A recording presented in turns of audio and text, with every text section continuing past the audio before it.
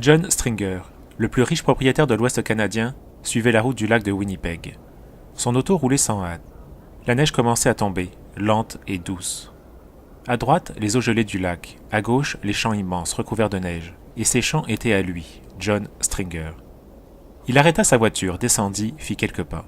Il regardait cette grande plaine blanche où de rares îlots d'arbres mettaient des taches sombres. La neige tourbillonnait autour de lui.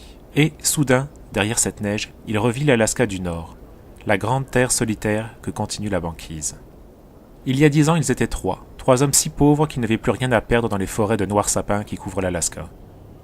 Pierre Sombreuil, Alex Girling et John Stringer. Un Canadien français, un Suédois et un Anglais. Par quel miracle avaient-ils trouvé cet or dans un ruisseau près de Fort Yukon? Ils avaient cherché là où personne n'avait cherché, et ils avaient trouvé. Ils avaient vendu cet or très cher. Sombreuil et Girling, qui étaient mariés, s'étaient dirigés vers la côte. Ils voulaient acheter une pêcherie, s'installer là. La grande terre solitaire les avait pris. Seul John Stringer était redescendu vers le sud. Il avait acheté une ferme, puis une autre. Il avait défriché, labouré.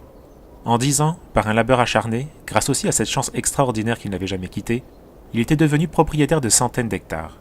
Ses minoteries se dressaient, énormes et blanches, au bord du lac, et sa maison de Winnipeg était presque un palais.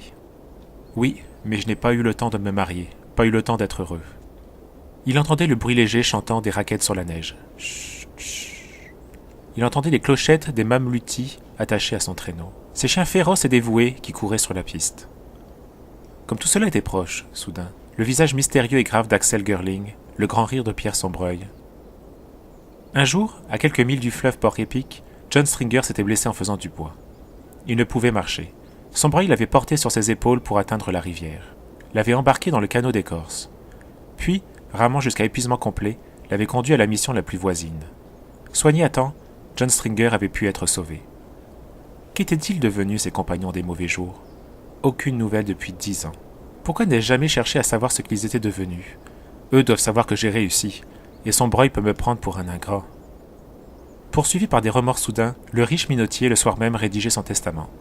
Il revoyait Marie-Anne Sombreuil, cette petite fille blonde et frisée, l'unique enfant de l'homme auquel il devait la vie. Je laisse tous mes biens, meubles et immeubles, à Marie-Anne Sombreuil, fille de Pierre Sombreuil, Canadien. Sur quelle plage de la côte alaskaïenne, de Portland Canal à la pointe de la limite, les Sombreuil s'étaient-ils fixés? Quant à Girling, non. John Stringer ne l'avait jamais aimé. Il était trop ambitieux, trop âpre au gain. Pourtant, lui aussi avait une petite fille, pâle et blême, Solveig. Elles avaient peu d'années d'écart, toutes les deux. Elles ne se quittaient pas. Ses enfants, où étaient-elles? Peut-être réduites à la misère. Avait-elle été obligée de se placer comme servante dans quelque auberge de 4e ordre? Pauvre petite. Il se les représentait s'affairant autour d'un fourneau, ou travaillant sous la lampe tard dans la nuit, à quelque ouvrage mal rétribué. Un sourire de pitié aux lèvres, John Stringer reprit sa plume. S'il ne reste plus personne de la famille Sombreuil, ma fortune ira à Solveig Girling.